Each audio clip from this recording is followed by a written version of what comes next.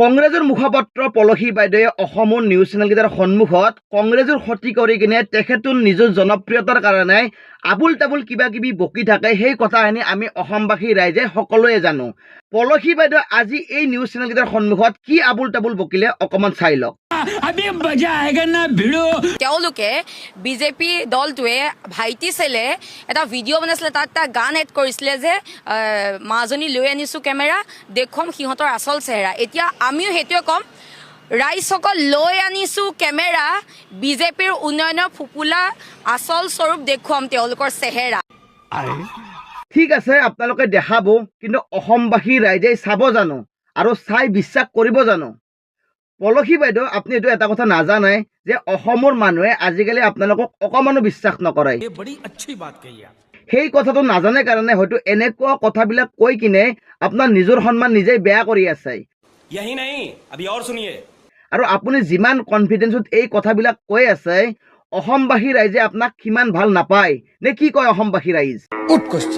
এইখনে হৈছে পোষ্টাৰ হয়।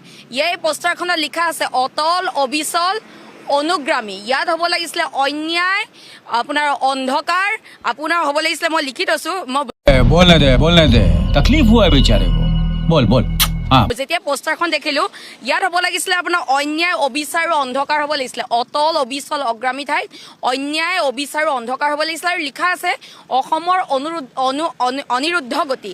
আচলতে অসমৰ অনিৰুদ্ধ গতি নহয়, অসমৰ বাকৰুদ্ধ গতি হ'ব লাগে। আপোনালোকে বিজেপিৰ বেয়া কথা ক'লে অসমৰ মানুহে আপোনালোকক ভাল নাপায়, কাৰণ আপোনালোকৰ নেতাবিলাকে নিৰ্বাচনী প্ৰচাৰ চলাব গৈ কিনে যিবিলাক ঘিন লগা কাম কৰিছে সেইবিলাক অসমবাসী ৰাইজে চাই আছে। अरे बाप रे, ये तो धोती खोल रहा है। অসমবাসী ৰাইজ ইমানো মূৰ্খ নহয় যে আপোনালোকৰ এনেকুৱা কথাবোৰ বিশ্বাস কৰিব।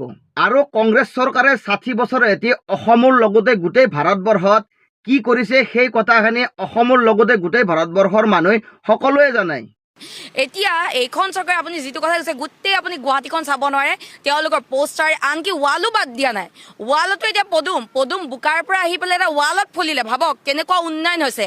তেওঁলোকে কেৱল ৰাইজৰ উন্নয়ন নহয়, ৰাইজৰ উন্নয়ন কৰা হ'লে তেওঁলোকে এইটোৰ বেনাৰ পোষ্টাৰ ৱাল এখনো বাদ দিয়া নাই।